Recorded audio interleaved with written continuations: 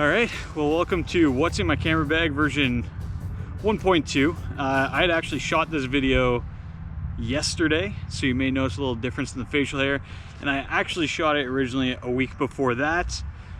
But what ended up happening was when I went to go get my other camera bag, my smaller one, the Manfrotto, I went to zip it up and the entire zipper just ripped right off. So this is 1.2 because I have a new bag on its way already, and it's actually a handlebar bag for my bikes so that I can fit my cameras right inside up front, so they're way more easily accessible than a giant backpack like this one is here.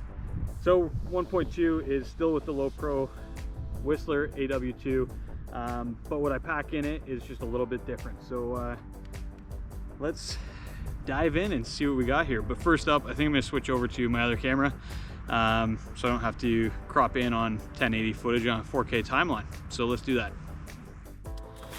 All right, well, that should be a little bit better. Now, in fact, I actually only went out yesterday to film the B-roll for this video since I'd already shot all of the talking head stuff, but I thought I should also address a couple of other things, and that is that there's an awesome dog barking like crazy right now. Anytime.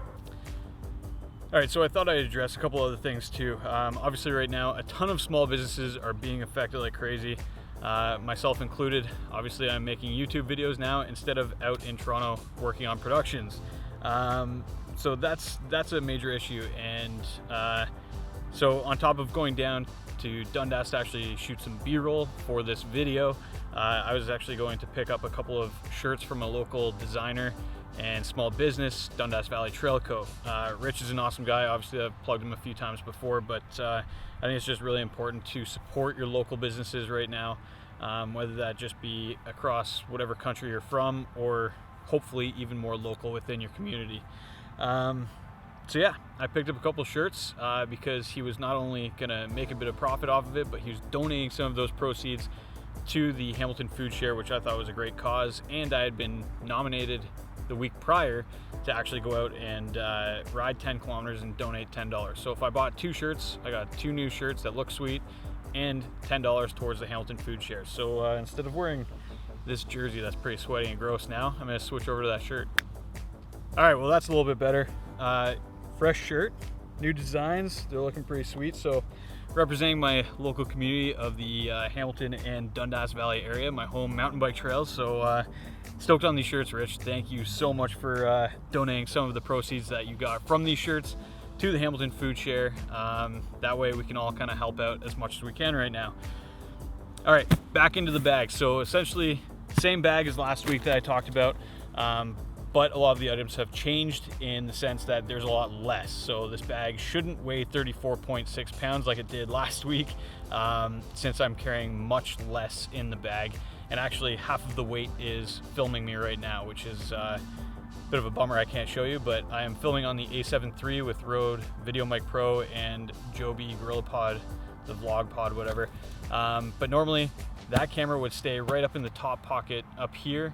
In the front, I would keep the Joby GorillaPod out here. And then in the front pocket, like I showed last week, where the charging ports would be for a laptop, I actually keep an extra GoPro Hero 7 Black.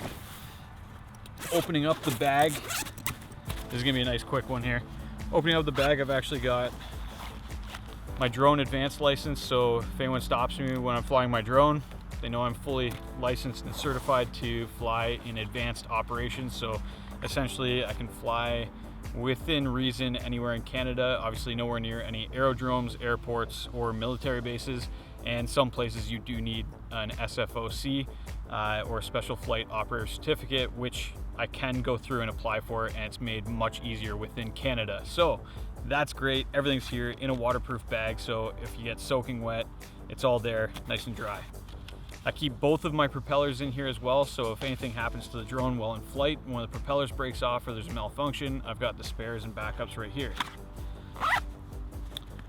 Opening up the main compartment that I'd shown you before, I think I'd actually said that this was ripstop nylon. I actually don't think that was correct, but it's just an extra layer, again, to keep your gear dry and not moist, as Justin Trudeau, our Prime Minister, would say. Inside the bag, if I flip her around again here, Basically starting up at the top, you've got the drone batteries. So I've got one here, one more here. All of them are labeled with numbers so I know which ones are dead and which ones are fresh. Obviously they have the battery indicator, but sometimes when you're in brighter light like I am right now, you can't see that as well. Then right next door, I've got the 28-75 Tamron lens with 77mm variable ND with some stepping rings to mount it. Both of my Sony lenses actually keep variable NDs on there so you can adjust to whatever lighting conditions that you have. Then right below, the Mavic 2 Pro. So this guy here, it's still the best drone on the market for what I shoot. With 10-bit color profile, you can push it in the grade and post-production a lot further than you can even with the Mavic Air 2 that was just released this week. So even though that one has got great stills, it's not going to work quite as well for video. So this is still my go-to as an advanced drone pilot. So it's a great little kit right there with an ND16 filter. Again, just to work with the light that you're given. Right down below, I've got my GoPro Hero Max, and this guy's just a fun 360 video camera. Christoph and Jesse obviously both do really cool things with that. I talked about that last week, or a couple weeks ago. And this guy, I actually found the invisible selfie stick that I stole from Christoph. If you need it back, let me know, but right now I've got it.